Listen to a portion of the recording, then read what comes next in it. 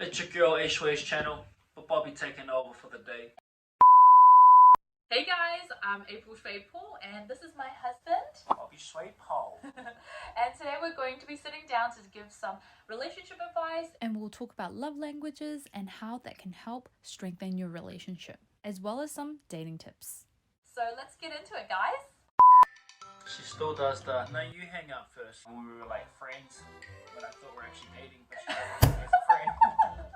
I went and say, hey, spend some time with me to get off social media.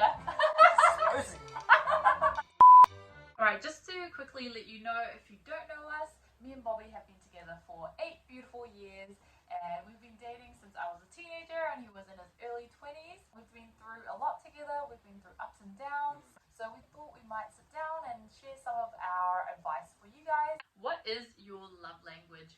If you've never heard of what a love language is before, it's going to really help your relationship to be able to understand your partner's love language, because you're going to know how to show them you love them more. There are 5 main types: words of affirmation, quality time, physical touch, acts of service, and receiving gifts.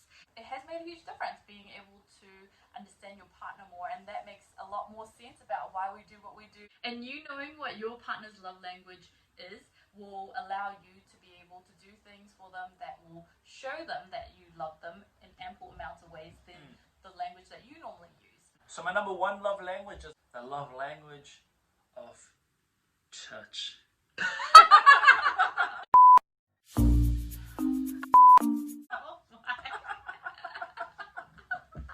You little creeper. You cannot say it like that.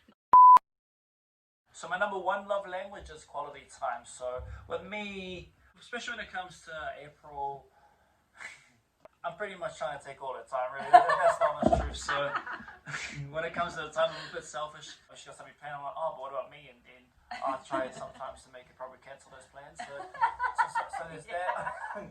There's that. So if you realize she hasn't come to a couple of things, it's probably because.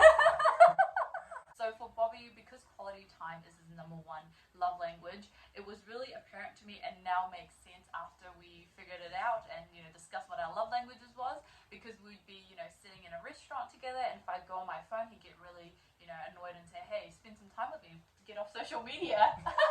Exposing me.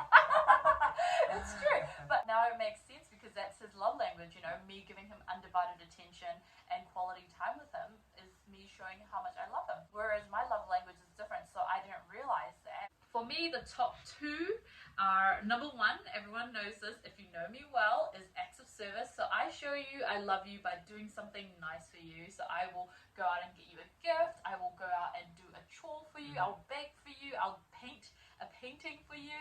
That's how I show you I love you and I care about you. Your love language actually stems from your childhood and your earlier years, where you saw love and your parents showing you love in a certain way. So my parents would show their love through acts of service. So even when I grew up as well, my mom and dad would pack my lunch and put it outside my bedroom before work so that I didn't have to pack my lunch.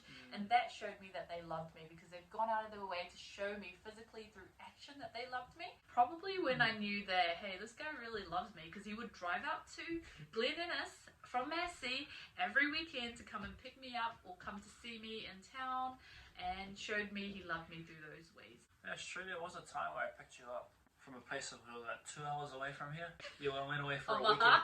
Omaha, I think it was. She was with her friends. She was away for the weekend, which was cool. But going back to my love language, all about quality time. So yeah, I drove all the way out there, which was about a 2-hour drive to pick her up, and then brought her back to my house for one night, and then took her home the next day. Back to GI, which is about a 30-minute drive for those people that don't know how far that is. Any dating tips? So for me, my biggest relationship tip, single ladies and males out there, you may or may not want to hear this, but my biggest tip is to be happy being single first. Be happy in your own company and learn to love being around yourself, because if you don't love being around you, who's going to love being around you 24/7 as well? So you need to be happy with yourself and be content with spending time alone, rather than looking for a relationship to complete you or fill a hole that you might have. So you want to just make sure that you love yourself and that you are confident in who you are. And when you go into a relationship, it's going to be a much healthier relationship when you do it that way, because then you're not putting so much expectation and so much weight on the other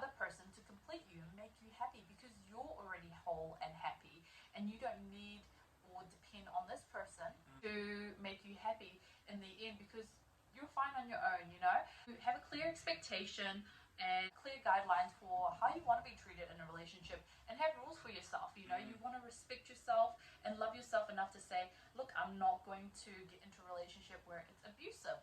I'm not going to get into a relationship where they lie to me, where they cheat on me, where they steal from me or take advantage of me financially, emotionally, physically, however way it might be. And have a set of standards and rules that you have for yourself. And if this relationship crosses that line, then you gotta take a real hard look at it and go, do I want to be in this relationship?